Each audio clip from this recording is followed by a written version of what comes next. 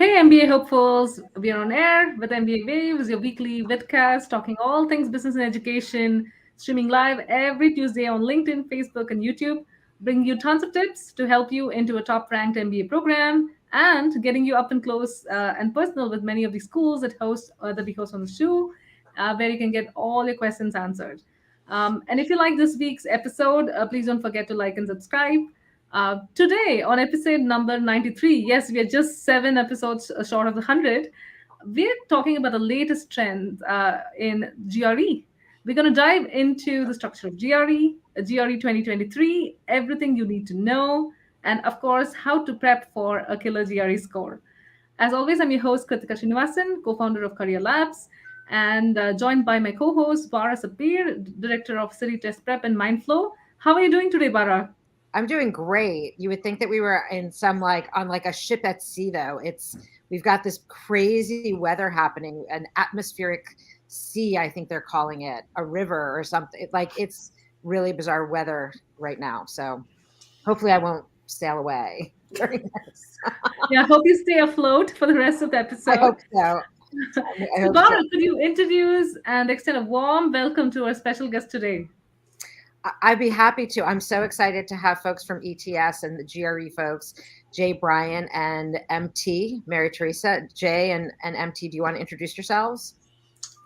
Sure. I'll go first. Hi, I'm Jay, coming at you from Dallas, Texas. We are not in this atmospheric river you speak of, but I did actually get in the pool this weekend, so that was nice. But it's going to be in the 30s this coming weekend, so that's our Texas for you there. Glad to be joining everybody and be here with you today. I've spent better part of the last 2 decades in MBA admissions, working at a couple different schools, and I've been here at ETS for coming up on 3.5 years now. So there we go. MT. Great to have you. Hi, and I am Mary Theresa Taglang, and I am also with ETS, even though I didn't fill out my name properly. But I, like Jay, have spent probably more than 20 years in the graduate management education space. I was in industry before I came to education and just love the combination. I'm in Pennsylvania and I'm not in the atmospheric stream. I'm just in high winds of March. So I don't know who's going to blow away first, either Bara or me, but we'll see. So thanks for having both of us here. I'm really excited about this new opportunity. Yeah, we're really excited to have both of you. Thanks for joining us. Just to dive in directly and hoping that no one flies away. But the only thing that gets blown away today is the minds of our listeners. So I have to say that I'm a fan of standardized tests. Yeah, there I said it. I know that, the combined, I was just thinking, the combined experience of all of us is definitely over like half a century worth of information for graduate management education. But yes, I am a fan of standardized tests because I found it's to be the most effective way to compare people from different backgrounds and academic records. So, according to you, what is the purpose of GRE in the graduate school application process? I like always how Jay answers this question because he refers to a thermometer. So I'm going to defer to Jay on that and let him give you his explanation. Sure. Well, one of the things when you're applying to business school, which is different than other graduate majors, like let's say you're looking to go into a graduate degree in engineering, you probably have an undergraduate degree in that or science, etc. But when you're applying to business programs, the students are coming from all sorts of backgrounds, and that's actually what we like. Myself, I do have my MBA. I was kind of scared when I was applying because I have my undergraduate in education and Spanish literature. And there I was applying to go to an MBA program. And I'll be honest, I didn't even know what accounting and marketing and finance really was, except I had heard the words. by taking a standardized test, I was able to show, hey, I can actually do math, as well as, if not better than, my classmates. And that's really what in admissions, we're looking at. Are you able to prove through that you're going to be able to keep up with the work that we throw at you? It is a thermometer, very much. You may not. I go outside here in Dallas, Texas, in August. I do not like what the thermometer says. It often says 110 degrees, and then I look over and see it's also very humid. I don't like that, but it is reality. It is going in and understanding where it's at, how I'm going to deal with that. I know, meanwhile, MT being up in Pennsylvania may not like when it's below freezing, but she knows to grab a jacket. She knows what to do. It's kind of the same thing for the schools. We are able to say, you may need a little more math training. You may need to work on your writing skills. You may need to do whatever it is to fit in here. And that may be something we tell you to go do on your own. And maybe, hey, try applying next year, which is never what you want to hear, but there it is. Or the school may want to do some remediation work with some students. So, and it's what the thermometer is telling us. It's not that the person is necessarily bad or wrong or whatever. It's just that the thermometer is indicating this is where you may need to shore up a little bit. And that goes across populations, it goes across gender. And that's why it's such a standardized test is such a good tool to use. It's objective. And we don't yell at the thermometer because it's hot outside, just like we don't yell at the test. So we like to use and promote the use of that product just so we can get a better idea of, where the strengths and the shoring up needs to happen. Well, I do have students that yell at the test. I do. I have to admit, the GRE was actually the first test that I taught through one of the big test prep companies. So I have a long lasting relationship with this test, and I've seen the changes that it's undergone. But yelling does happen. And it happens at other tests too. So don't, it's not just the GRE, it's definitely other tests, especially the MCAT, but we won't get into that. So I'm curious, you both introduced yourselves, but can you get into the weeds a little bit more about what you do at ETS so that our viewers can understand the positioning that you have? Sure. Should I jump into that, Yeah, Joe? if That's okay. I joined ETS about just a little over 2 years ago, and that was after I had been in various roles in graduate management education at Lehigh University, and I was director of admissions and recruitment, director of graduate programs, director of the MS and management program, and so I brought a wide and varied knowledge of GME. And at ETS, our roles, Jay's role and my role, are similar in that we work with business schools to help them understand the value of the GRE, as well as a number of other products that we offer, because we're bigger than the GRE. We have many other products that business schools use. So we'll advise them on things like how to use our ETS data manager or how to use our GRE search service. So there are just bigger issues that they may need better understanding. One of them is a tool that Jay developed called the GRE Fluencies to help their staffs themselves understand, like today, exactly what the GRE is looking for, what it does, how prospective students and test takers interact with it. So, and we also deal with outside organizations like AACSB and smaller regional conferences where we develop relationships with deans, program directors, and so forth. That's really helpful. Jay, did you want to add to that? Yeah, I'll talk a little bit about what we're talking about with the GRE Fluencies. We do a lot of these with schools. when I first joined at ETS, the GRE had been accepted, I'd say started about 2010. There was kind of a trend in the industry that one by one, business schools were starting to accept it as, in addition to the GMAT, as a test for admissions. But there was, I would say, we would accept it, but not necessarily get to know the test real well. So when I knew this was true of myself and the staff that I worked with. Someone said, "Well, which should I take? What are the differences?" It was very surface level what we were able to speak about. We maybe knew the scores were different, but we even used a converter back in those days, which we've removed that standalone as the GRE test itself. Now we have gone around to these schools and made sure that they understand what's on the test, how to talk about it.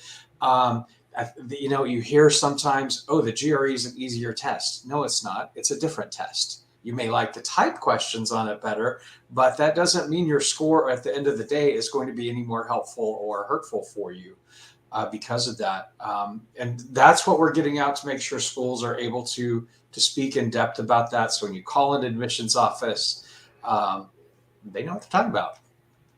That's great. It's also great for our viewers to know some of the behind the scenes things that are happening. Like TOEFL is another exam that ETS is part of, and this fluency I think is super important and valuable for because it's not just a frontal relationship. It's not just the test, the school. Like you actually are in this kind of dialogue ongoing, so that they understand better who the students are, how they're performing. And I think that that's super valuable. So, just diving into the test now, there's the 3 sections, and starting with the verbal reasoning, how is it designed to evaluate a student's actual language skills, especially because your sister test, the TOEFL, right, is part of your portfolio? Sure. I'll start with that one. A lot of what is in that verbal section is reading authentic passages actually anything that you would read in those passages on the GRE is coming from something that was actually published, something that was out there and is at the reading level of the material you'd come across in graduate study. You don't want to wind up, you're going to be doing a lot of reading when you get to business school. It is not. I know about this. It is not just, math problems in finance or figuring out your accounting. No, you're going to be doing a lot of case study work and you're going to be evaluating that sort of information. So, you've been, most people have been doing this for a long time. What is the main idea here? Which sentences or which phrases below most support the idea? That's what you need and able to have the sort of level of discourse that you have in a business school class that is looking at a case study, evaluating the decisions made by a company. You're looking at the opinions. What are opinions? What are facts? They seem things we've been learning forever, but, at that graduate level. And it takes a lot of deep thought. So it is not just vocabulary. I hear those not in the know, if you will, think that the GRE verbal section is just a bunch of, similes and vocabulary words, stuff like that. No, it's actually understanding that level of reading. Now, there are some sections as well where you are going to, fill in the blanks and paragraphs with a bank of words that you're given. And yeah, that's maybe a little more vocabulary centric, but you have to understand context and mood and all of the other things of the paragraph to be able to choose the correct words. And it's that finesse in there that makes you a great participant in your business school classes. It's more than just vocabulary. I assure you. You got to know a lot of vocabulary. I'm not going to lie. There are big words in there, but it's a lot more than that. One of the things that I always find pretty interesting and actually pretty difficult for me is that the reading comprehension part. I comprehend really well, but it's always tempting for me to bring in my own thoughts and opinions from my life experiences when I look at a reading comprehension question. And so remembering to be really focused and looking at the text and ensuring that you're answering the question from the information that's given in that text is really important. This is not about your outside idea that says, oh, that's not really how it works.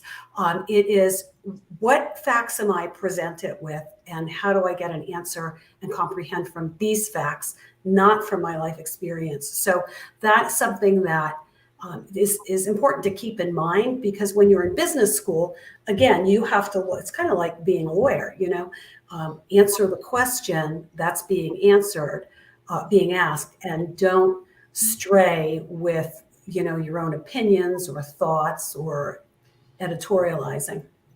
I have to admit, I started watching The Last of Us last night, right? Great show. And it's amazing. And it's kind of like, you have to make that shift. And I'm making an analogy, which is a section I miss from the GRE, that The Last of Us really feels like the way that you have to approach, like the way that I approach Last of Us. I can't bring in the world as I know it. It's a whole new world, and it's slightly skewed, peripheral, or I think that also, like, but the last, it just, anyway, I like the analogies. I miss the analogies. I'm just going to say that. Okay. I was a fan. Now I have to watch it because I haven't seen it yet. It's really wonderful, but it's that kind of thing that the reasoning has to take place just in the world that's created, that is a dystopian world that's, this year in the time that they present it. But I think it's super important for people to understand that you can't bring in that outside knowledge, right? Like the world that exists and everything is related and everything's built up. And the reasoning, the thinking that you were talking about, Jay, has to happen in there. So, words are great. Yeah, I'll also add in, one of the things that we do here at ETS, every single question that goes onto the GRE is reviewed and tested, and thousands of folks have attempted this question on the research section of the test. And the example I throw out, there's bias for this or bias for that. So like in a reading selection, one of the things that I throw out, I grew up in Texas. I moved back here from California about a year and a half ago.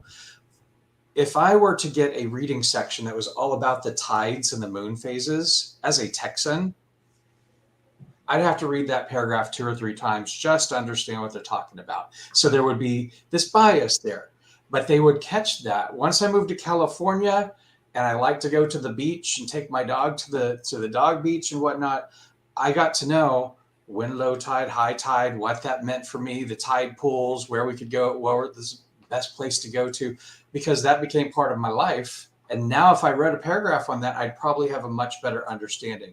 It's those sorts of things. We all have different backgrounds in our lives. And those are the type things that they're able to catch by doing research and testing every question that goes out there, that there's not bias against me because I didn't go near the beach and someone who did. So we do a lot of testing like that on every single question that's in there. And we should probably add that within each GRE test, there is a section that is specifically for research. It's not always identified as a research section, but it is an opportunity for us to test in the real population and test takers aren't scored on it. So it's just an opportunity for us to test out those questions and see how well they work, where we need to tweak, how we need to understand what we're putting out better. Mm-hmm. Yeah, I had to say that, when I used to be a GRE tutor, that was one of my first part-time jobs that I did. And then, of course, like I took the GRE myself, and I used to wonder, I don't want to get 2 math. I don't want to get 2 math sections. I don't want to get 2 math sessions. And guess what? I did get 2 math sessions. And I don't know like which one was it, but I have to say that I did get like a full score. So I was pretty happy about it. But yeah, that research section is something, and obviously you don't want to tell them, because there is the bias there. So right. Yeah, super interesting. How about we dive into the quant section and talk about what kind of quant skills are assessed on the GRE? Sure. Do you want to take it, MT? You want me to take it? Well, I'll go high level on this because Jay is he's better at quants than I am, because he has that language thing that I didn't have. But the quant section, everybody, I think, gets really confused about the kinds of questions and topics that are asked about. And the one thing that we always refer to in our fluencies is the fact that there is no trigonometry on the GRE. That everybody thinks there's trig, and there isn't. There are sections, just like on the verbal, with two quantitative sections. There are 20 questions each on it, and there's information in there that ranges from maybe high school level algebra and geometry to again, comprehensive questions and calculation questions, and there's a calculator available. So what we really want to know on that is how you can understand, interpret, and analyze that quantitative information. As an MBA student, you'll have to do that in those financial classes. But this is a way for us to gauge at what level you have experience at. You'll find other things as well, like basic arithmetic, where you have arithmetic operations, you'll have decimal representation. This is not necessarily rocket science. It's things that you probably haven't used in quite a long time, but there are lots of test preparation materials available so that you can remind yourself of how to do fractions or how to do decimals. Well, you MT just mentioned this is not rocket science, but I always laugh because rocket scientists take the GRE to get into grad programs. So it is rocket science to some extent. But yeah, not only trigonometry, but calculus does not make an appearance on the GRE. Also, there is statistics, but it's much more descriptive sort of statistics, understanding what you're looking at, graphs, charts, numbers, whatever. But it's none of the inferential statistics, so you're not making predictions and things like that. I guarantee in your MBA you're going to come across that you're going to have to learn to make predictions, because we all, man, I can't think of a week that's gone by in any job I've had post MBA that we didn't have to predict what was going to happen in what we're doing. So that's definitely a part of what you're going to learn, but it's not on the GRE itself. One other thing I'll throw out there, and a big reason you should spend some time preparing, you just need to know that the way the questions are asked, don't let that be a hurdle that you're dealing with while you're taking the test. You need to know these are the type questions we got, because there's your old-fashioned multiple choice, one answer. You know, not the questions are easy, but you know how to do those questions. But we also throw at you numeric entry, where you're going to have to actually, type in. The answer is 1,327. You got to type that in. But there's also, we throw this at you, multiple choice that could have more than one answer.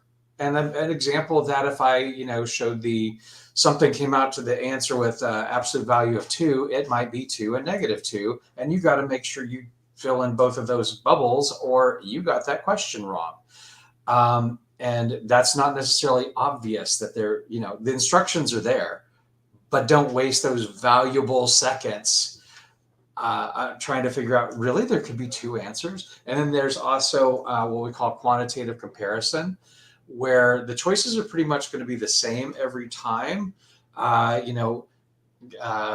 The value of quantity A is larger, the quantity of value B is larger, they're equal, or I simply just don't know. I don't have enough information here to figure out which is greater or less than. So you don't want to wind up sitting down for the test and have no idea, because I remember the first time I was looking at that. In fact, the other day when I was just reviewing for this, I was like, I really need to make sure I understand what each of these are. And anyone who doesn't take that time to prepare and understand those questions is really hurting themselves.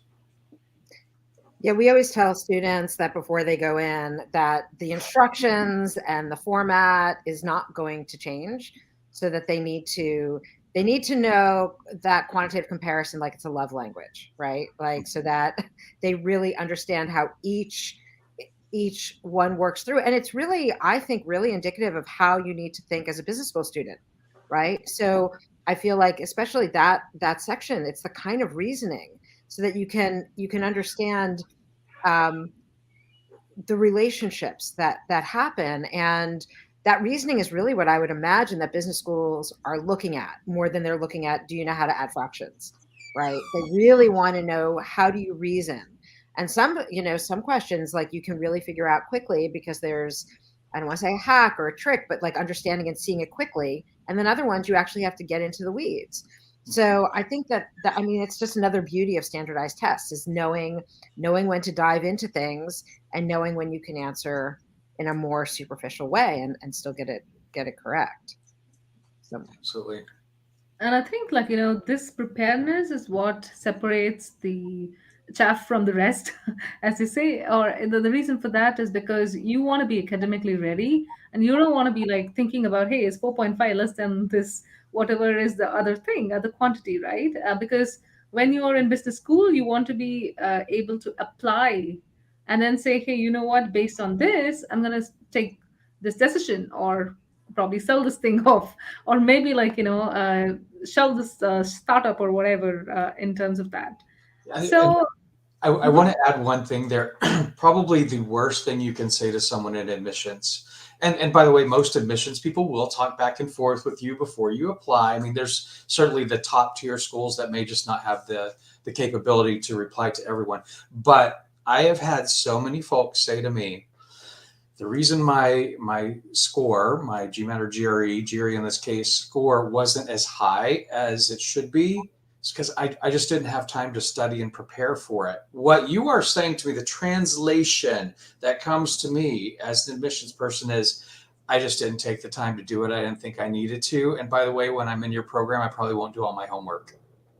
That's what you're saying. That is so on target. And so if the converse of that is, if you have someone who has taken the time to prepare and has done everything that they need to do in order to secure their target score, then you have someone who has some discipline, who has some seriousness about the next step in their education that they're planning to take, and subsequently their next career move, because that tells a whole story about how willing you are to prepare, be disciplined, be rigorous. And it's a huge benefit to be able to put that forward to your business school.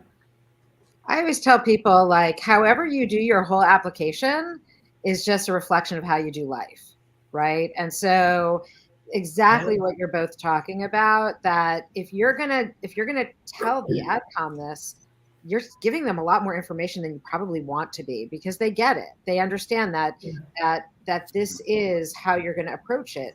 Similarly, if you take a test many, many times, but don't do anything to change your score, but you're just doing it many times, they're going to see that too. But if you take it twice, 3 times, and each time you're progressing, they're going to see that as well. Yeah. So it's really like the way we do some things is the way we do all things. And you want to think about who you want to be in life, but also in this process, because I feel like it does reflect. It absolutely does. Yeah, there's no question about that. No question.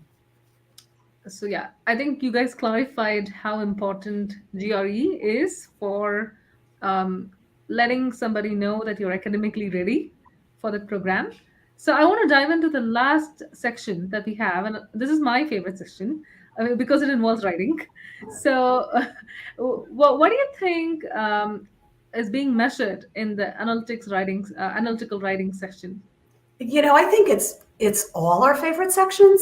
We all talk about how important the quant section is to show that you have the skills necessary to succeed in the quantitative classes. And that's great. But what we really want to do in business school is prepare you for your next role, your career. And that ability to communicate in writing is crucial. Can you write a proper email? Can you be succinct in what you're saying? Can you put together grammatically correct white papers? All of those things are really important. And the fact that the essays on the GRE give you an opportunity to present yourself without any editing from someone else, without ChatGPT, without a ghostwriter, that's really, really crucial. And schools read these essays, and I should tell you, and I think Jay will tell you the same thing. When I was reading applications, I always read the essay because I knew that there was no way that somebody else could write that essay, and it was pure unadulterated work. And it tells us some things. First, you can get someone who has a great application, a beautiful essay, and then the analytical writing section is not so great. Now that's telling us, giving us some hints about, well, they probably had some help, and who wouldn't really? But when you're looking at it from the point of an international student, then I really want to see, and I think we all do, just how we can, let me just back up and say, we can see that beautiful essay from an international student because we know somebody else looked at it. But then we can see perhaps a not so beautiful essay and maybe not wonder too much because now they're being authentic in that writing. And that's good. I mean, we like to see that authentic piece of it. So that is, to me, why that analytical writing piece is so important. Yeah, I would add to that. It's first a little insider tip in case you some of the viewers out there aren't aware. Every potential essay topic is available on the ETS website. There's a couple hundred of them, so good luck, memorizing every essay you're going to write. But do know that the pool of questions are out there. So if you want, absolutely take the time to look through those. But also, this is very similar to what MT was saying. Out of your entire application, this is the only thing that truly the applicant produced. The resume, we advise you to have someone look at it. The essay, I have seen what look like a literary genius essay in the application turn around with a 2 on their essay writing on the GRE. And it's like, oh, but why is this important to us? International students also take the TOEFL as a foreign. I used to teach Spanish before, so to me, language is very important, and writing is a major component of that. Whether you be a native speaker or international, but on the TOEFL, you get to speak and write. And those production skills to me were incredibly important because you're going to be speaking to people when you're representing our school. You're going to be, at the different visitors we have to campus, to your fellow students, to your faculty, and at the end of the day, perhaps maybe even the most important, the employers at the end of it. And that writing sample, I know there's some schools out there who say, we kind of look at it, we kind of don't, but there's a lot of schools that do read everything. I didn't necessarily read the essays, but I would always check that score because I had faith that ETS was given a score that was appropriate for it. But these students, people watching this webinar right now, you are going to be writing to future employers, to alums, to help you in your search. And my goodness, the last thing I want is for someone to not be able to create full sentences or use bad grammar. On the recruitment end, for sure, I got emails that sounded like they were text messaging me, and trust me, we took note of that. So But no emojis in your no, resume. I'll do a smiley face now and again. I'll admit I'm a fan of the smiley face. But at the end of the day, you want to show that you can write, produce language, express yourself at a level that's appropriate for business school, and that's super important, because at the end of the day, you want to get a job. And I know one of the places I worked was Thunderbird School of Global Management, now part of Arizona State.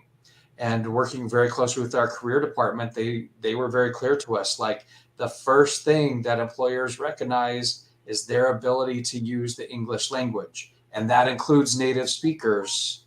You need to write like a professional.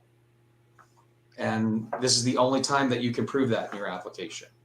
Yeah, I would definitely, I just want to highlight that the whole test really is the most raw, authentic Polaroid, for those of you who know what a Polaroid is, photograph of your performance, because everything else you can take time, from your resume to your grades, like that all is more time bound than the actual test. And so, coming in, a school is going to get a sense of what your readiness is and how much they're going to want to invest in you to get you up to speed. And for you, do you have the grit to actually get up to whatever speed that you need to get up to? So, I'm a big fan too. Like, I think I think they make a lot of sense, because really they are the only authentic piece of your whole application package.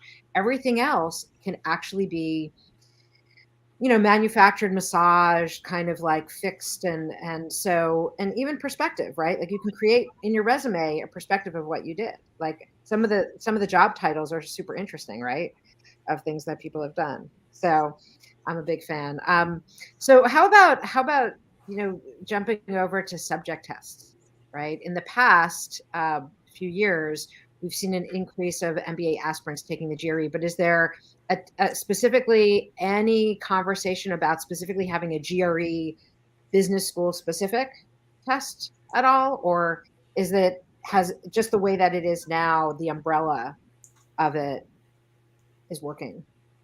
The GRE test, the generalized knowledge that's required for business school. Mm-hmm. So, we're always, like I said, we're bigger than the GRE. So we're always talking about ways that we can improve or offer, other kinds of assessments that would help. And we have some other assessments in the works. Can't really talk about all of them right now, but we won't tell anyone. It's a secret. It's a secret. But right now, business schools are looking at just and we are just the GRE general test for their admissions. I think with the subject test, for the most part, like, again, there's subject tests in biology, for example. Mm-hmm. And the biology programs want to make sure you know a baseline of biology. Again, with business, the students are coming from everywhere. Mm-hmm. My experience as a high school AP Spanish teacher does not line up with someone who worked for a consulting firm right out of undergraduate. What questions could you possibly ask both of us that are going to standardize anything? It's not fair, because I don't know business, and they may have never taken any sort of leadership role, which, when you're a teacher, by the way, you are leading 30 people at a time.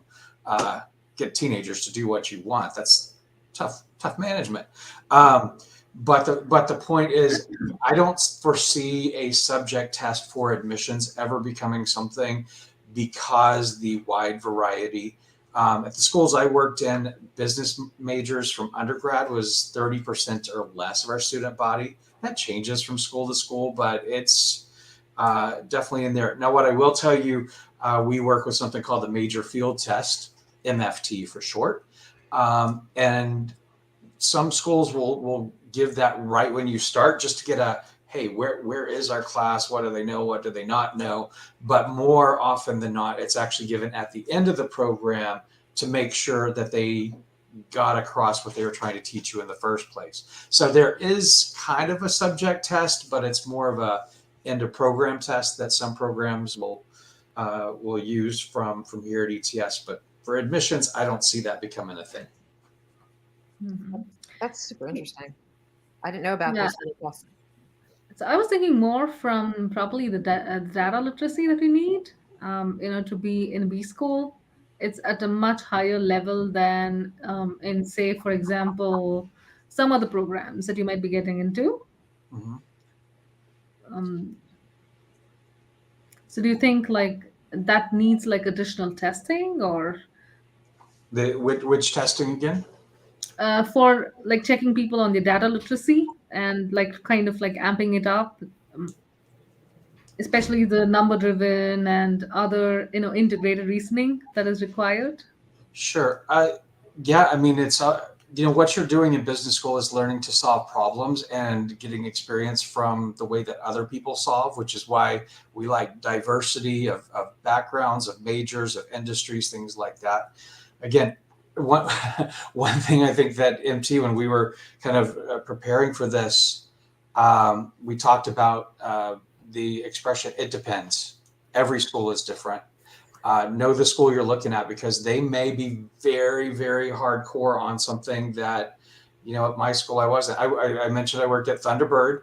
I was looking for international experience, global mindset, things like that, which quite frankly, when I moved over to University of California, I was working with engineers and scientists. Completely different things that we were interested in. So know your schools, know what they're looking for. But yeah, some of them are going to be much more data driven. They're going to be much more looking at your quant sections. Some of them may have a reputation more for liberal arts connections, or even there's some that do dual degrees with fine arts and things like that. So you got to know your program. MT, anything to add there? Well, just to jump back into that, the dual degree pieces. Each different schools have different dual degree offerings and may look for different aspects of not only your scores but also your experiences. For instance, you mentioned Bara MCAT way back as we first began. A lot of schools are now, or a lot of individuals who want to go to medical school are taking a gap year or two to study something else. So they may have, a different, that individual school may have a different need, and you have to really look at what they want. And that's why research and preparation is so, so important. That prep for the GRE or any test is going to send a message, a really strong message. And we offer so much prep that we should, probably talk about that a little bit. I think I'd love to talk about it now. Let's talk about let's talk about the prep now. I was going to say that "it depends" is really the unofficial tagline of MBA Waves. It's amazing how much "it depends" comes up in the entire application process. But there aren't as many. There are some options with prep, but the bottom line is you have to prep for these exams. And you have to prep. I always tell our students, because you take a diagnostic test to see where you're starting out. But can you go into a little bit about what materials you do have and what you do advise students to do in order to prep? Like what advice you would give?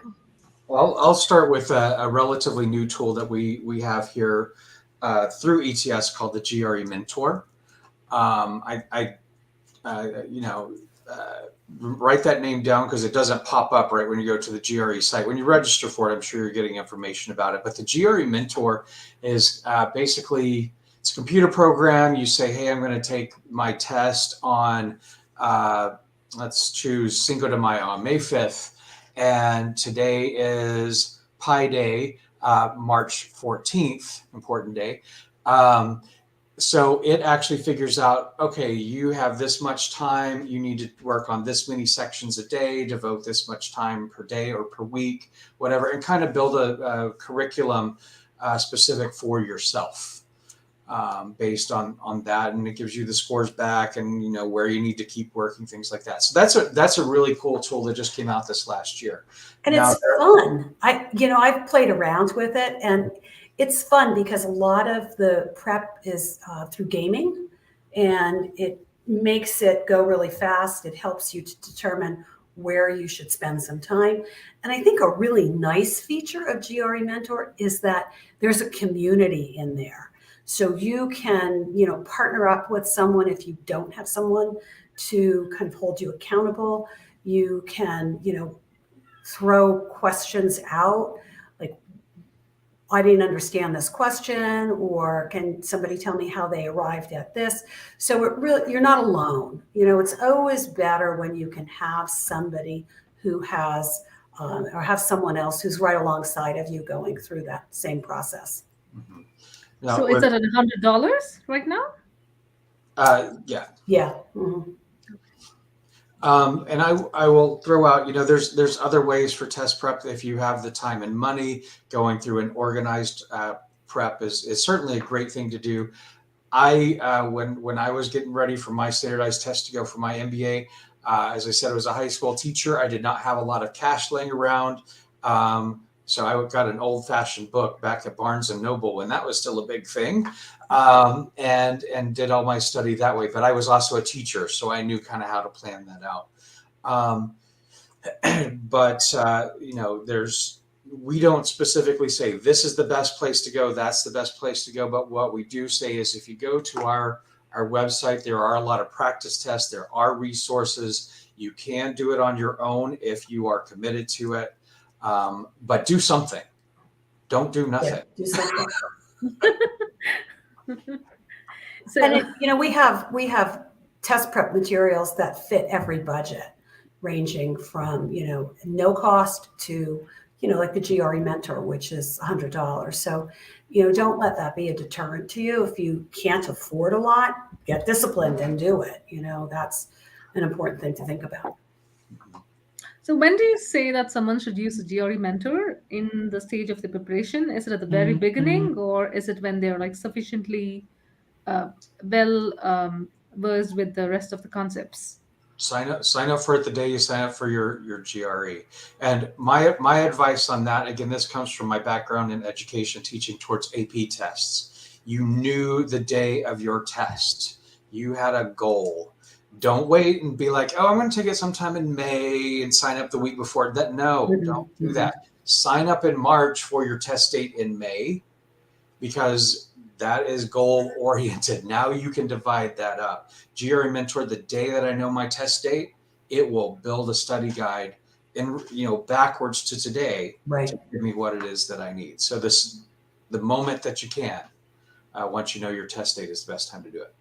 Does it combine at all with diagnostic tests? Like, can you take a diagnostic test and then your results of that get fed into the GRE Mentor, or no? There are two of them in there within that. Yeah, but they included. don't communicate. The GRE Mentor doesn't communicate with your CAT. I am not sure of that Yeah, detail. I'm not sure of that either. But the first thing you should do, I test. think you said this, Bara, was take an entire test. Yeah, take it. And I'm not saying, spend an hour here and then go to the gym and then come back. No, it's a full test. Sit down, tell your family, your friends, your dog, whoever, to go away and let you do this. But you need a full experience first, and then you can see where your weaknesses are. Yeah. Take it in the same environment, that practice test, that you're going to take the real test. And if it's like Jay said, put your dog away, which, we've done, Bara, right? We put our dogs away. Right here, but yeah, mine are still around too. But try and really mimic that experience. So if you're doing it in the morning, don't drink too much coffee. Don't drink too much water. Make sure that you are going to be really careful about just mimicking that environment, so you understand how your score could play out. Yeah, I tell people, don't quit smoking if you're a smoker. Don't start smoking if you're not a smoker. Don't break up with your partner. Like, really try to create the most normal conditions. And because you're also talking, if you're taking the test in May and it's March, like, you can reverse engineer and also think about other things like, how are you eating during that time? Like Exactly. it's a good time to start eating nourishing, yummy food. That's good brain food. You know, your salmons, your whole grains, things like that. Be well rested. Be well rested. Get into the habit of being well rested, because if you're not, you know, and also note, like, what has your past performance been when you've taken high stakes tests, right? And so, and prepare for that. Are you anxious? What are you going to do about that, right? It's a marathon. It's not a sprint. And so how do you want to fully prepare for that is how I often tell students. Mm-hmm. Yeah. So I'm going to bring in something controversial. Not really. The thing is, we know that GMAT has brought in something really huge with the GMAT focus, possibly in 2024, and it's creating a lot of waves in the test, in the test space.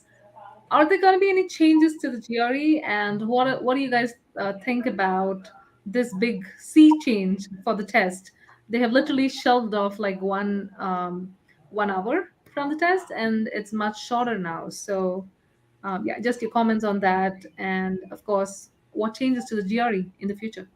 Oh, I'll start by saying hold tight. That's, there's certainly been discussion, and not just starting from them announcing that, and from the beginning of really this is COVID Eve. Also, by the way, 3 years ago tomorrow is the day that the U.S. basically shut down. Yeah. That turned our industry upside down, and I'm not talking the assessment industry. I'm talking the entire education industry.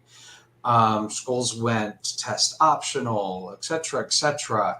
A few weeks after that, we started offering the GRE at home, all these sorts of things. We have been talking about and looking at what sort of updates, changes, what do the schools want, what are the candidates willing to take, because, got to be willing to take the test to go to the school that you want. So it's all in there. I think in the next few months you'll probably hear some updates. Nothing that we can talk about publicly at the moment. You sure? Yeah, I'm sure. Sure. But Just checking. Oh, I wish I could.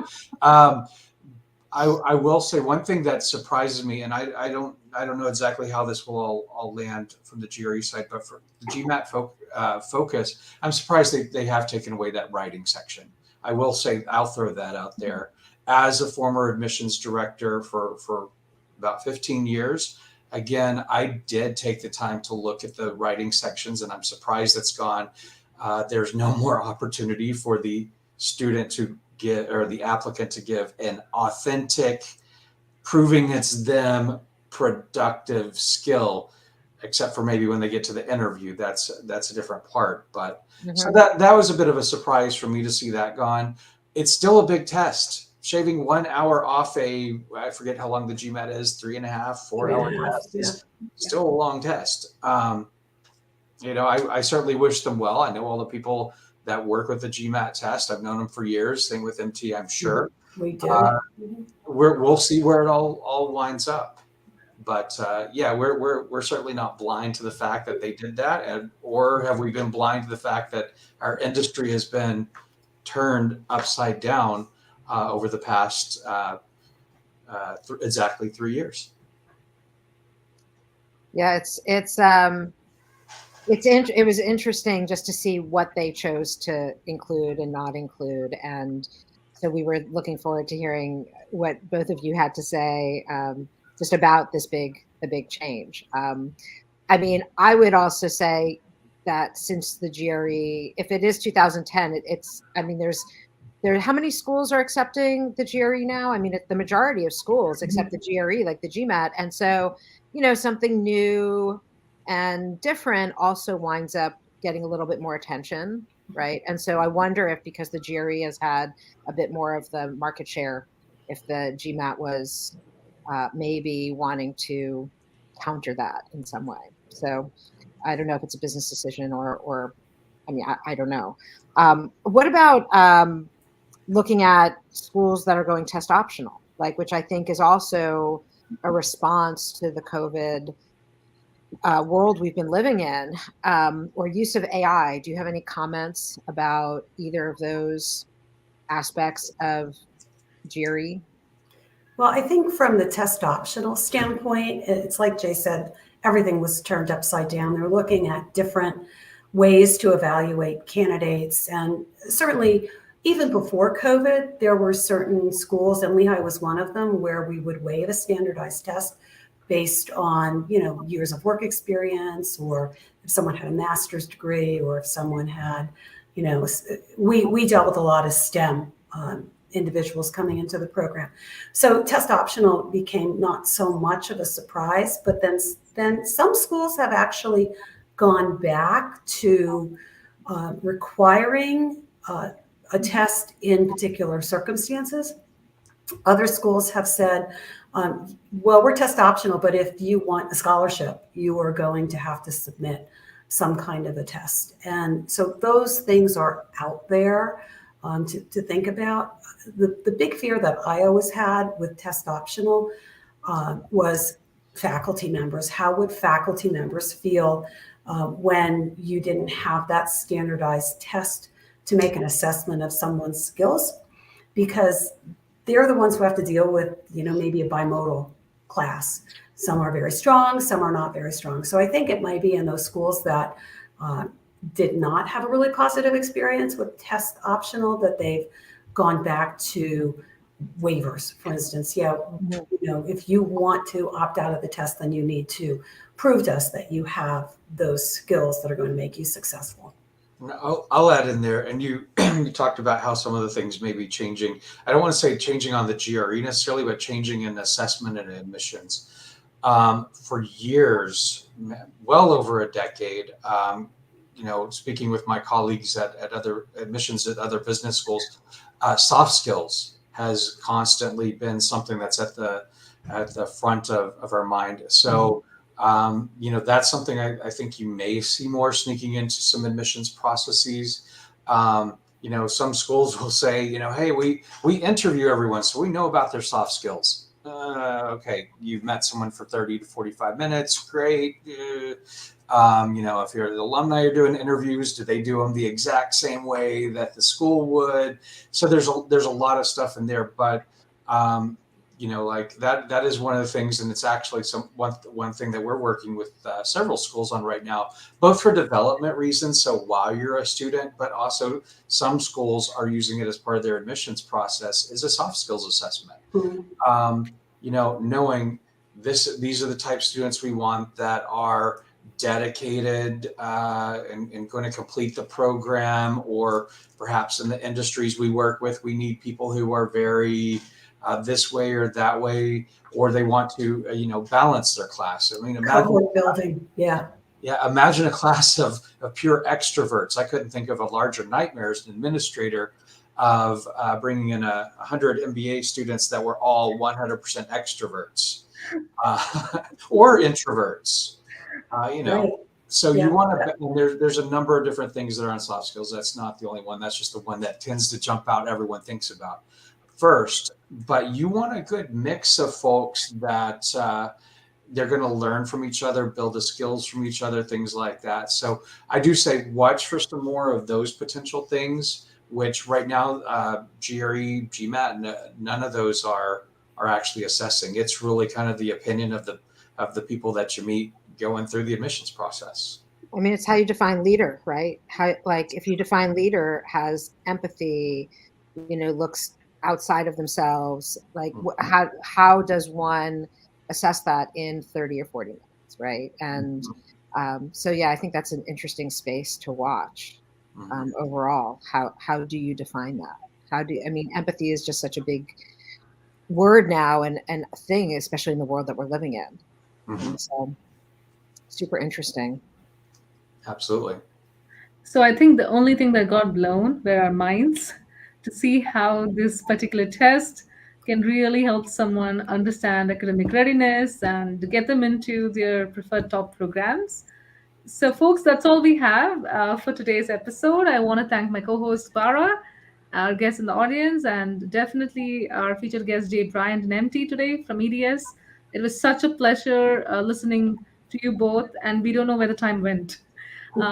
So, MBA hopefuls, if you like today's episode, please give us a thumbs up and We would love to hear from you about any questions you might have for us and also topic suggestions. Be sure to subscribe to MBA Waves to stay on top of all the latest trends and news in the world of MBAs, business, and education.